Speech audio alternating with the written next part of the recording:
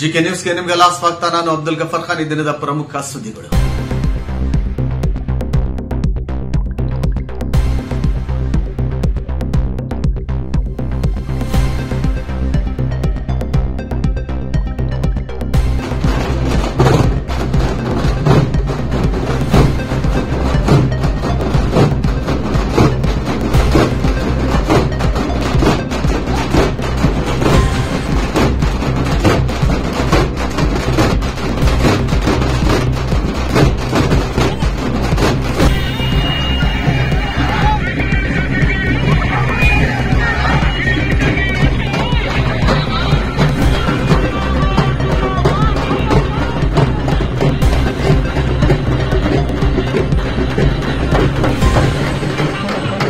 ವಿಜಯನಗರ ಜಿಲ್ಲೆಯ ಹಗರಿಬೊಮ್ಮನಹಳ್ಳಿ ಪಟ್ಟಣದ doctor B R Ambedkar ವೃತ್ತದಿಂದ ಪ್ರಮುಖ ಬೀದಿಗಳಲ್ಲಿ ಸಂಚರಿಸಿ ಬಸವೇಶ್ವರ ವೃತ್ತದವರೆಗೂ ಹಾಗೂ ಅಲ್ಲಿಂದ ಮಿನಿ ವಿಧಾನಸೌಧದವರೆಗೆ ಮೆರವಣಿಗೆಯನ್ನು ನಡೆಸಲಾಯಿತು. ಮೆರವಣಿಗೆಯಲ್ಲಿ ಪರಿಶಿಷ್ಟ ಜಾತಿ ಒಳ ಮೀಸಲಾತಿ ಜಾರಿಗೆ ಆಗ್ರಹಿಸಿ ತಮಟೆ ಚಳವಳಿ ಮತ್ತು ಅರಬತ್ತಲೆ ಮೆರವಣಿಗೆಯನ್ನು ಹಮ್ಮಿಕೊಳ್ಳಲಾಗಿತ್ತು.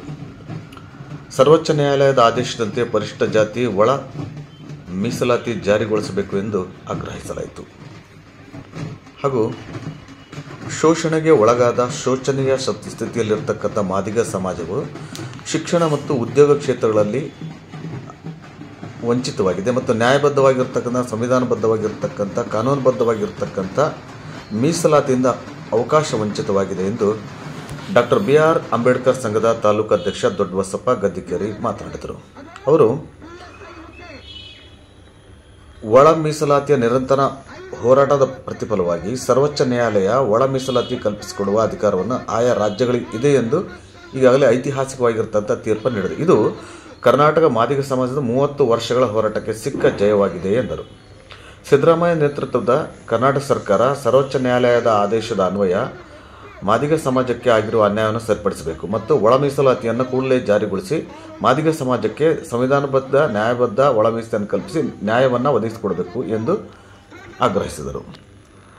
ಅನೇಕ ಮುಖಂಡರು ಈ ವೇಳೆ ಮೆರವಣಿಗೆಯಲ್ಲಿ ಪಾಲ್ಗೊಂಡರು. ಸರ್ಕಾರದ ಯಾವುದೇ ಇಲಾಖೆಯಲ್ಲಿನ ನೇಮಕಾತಿಗಳ ಪ್ರಕ್ರಿಯೆಗಳನ್ನು ಸ್ಥಗಿತಗೊಳಿಸಬೇಕು, ನೇಮಕಾತಿಯಲ್ಲಿ ಮಾದಿಗ ಸಮಾಜಕ್ಕೆ ನ್ಯಾಯಬದ್ಧ ಪಾಲು ಸಿಗಬೇಕು ಎಂದು ದೊಡ್ಡಬಸಪ್ಪ ಅವರು ಬಸವೇಶ್ವರ ವೃತ್ತದಲ್ಲಿ ಆಗ್ರಹಿಸಿದರು. ಈ ಸಂದರ್ಭದಲ್ಲಿ ಮುಖಂಡರಾಗಿರ್ತಕ್ಕಂಥ ಯಡ್ರಮ್ನಹಳ್ಳಿ ಮರಿಯಪ್ಪ, ದಶಮಾಪುರ ಮರಿಯಪ್ಪ, ಆನಂದ, ದೇವನಹಳ್ಳಿ ಪ್ರಭಾಕರ್, ಮಾದೂರ್ ಮಹೇಶ, ಪೂಜಾರ ನಿಂಗಪ್ಪ, ಸಿದ್ದಪ್ಪ, ಹರಿಗಣ್ಣಹಳ್ಳಿ ದುರ್ಗಪ್ಪ, ಮೋರ್ಗಿರಿ ರಮೇಶ್, ಆಮೇಲೆ ದಶಮಾಪುರ ಮರಿಯಪ್ಪ, ಬೆಣ್ಕಲ್ ಪ್ರಕಾಶ್, ಹರಿಗಣ್ಣಹಳ್ಳಿ ದುರ್ಗಪ್ಪ, ಉಪ್ಪರ್ಗಟ್ಟಿ ಬುಳ್ಳಪ್ಪ, ಮೈಲಪ್ಪ, ಮಾಲ್ವಿ ನಾಗಪ್ಪ, ರಮೇಶ್, ಭೀಮಪ್ಪ, ಬಾಲಪ್ಪ, ಉಲ್ವತ್ತಿ, ಪೂಜಾ ಲೆಕ್ಕಪ್ಪ, ಫಕೀರ್ ಸ್ವಾಮಿ, ಬನ್ನಿಗೋಳ್, ಬಚ್ಚಿಗುಂಡಳ್ಳಿಯ ಮರಿಸ್ವಾಮಿ, ಆನೇಕಲ್ ದುರ್ಗಪ್ಪ ಹಾಗೂ ವಿವಿಧ ಗ್ರಾಮಗಳಿಂದ ಬಂದಂಥ ಅನೇಕ ಮಾದಿಗ ಸಮುದಾಯದ ಮುಖಂಡರು, ಯುವಕರು, ಕಾರ್ಯಕರ್ತರು ಭಾಗವಹಿಸಿದರು. ಇದೆಲ್ಲ ನೋಡಿದರೆ ಕಳೆದ 30-35 ವರ್ಷಗಳಿಂದ ನಿರಂತರವಾಗಿ ವಿಶೇಷವಾಗಿ ಮಾದಿಗ ಸಮಾಜಕ್ಕೆ ಅನ್ಯಾಯ ವಂಚನೆ ಆಗ್ತಾನೆ ಬಂದಿದೆ. ಈ ಹಿನ್ನೆಲೆಯಲ್ಲಿ ನಾವು ಇವತ್ತು ಕರ್ನಾಟಕ ಸರ್ಕಾರಕ್ಕೆ ಒತ್ತಾಯವನ್ನು ಮಾಡ್ತೇವೆ. ತಾವು 2024 ಆಗಸ್ಟ್ 1 ಈ ದೇಶದ ಸುಪ್ರೀಂ ಕೋರ್ಟ್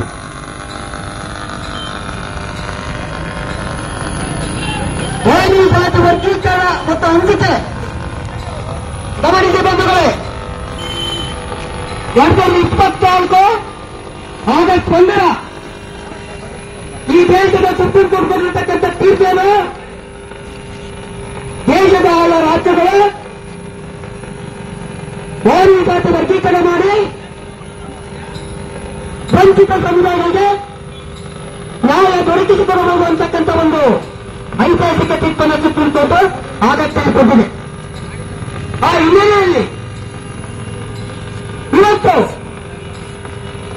ರಾಜ್ಯದ ಸಿದ್ದರಾಮಯ್ಯ ಸರ್ಕಾರ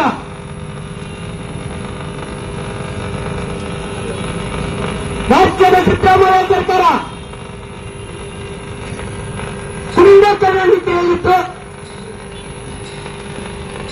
ಅಥವಾ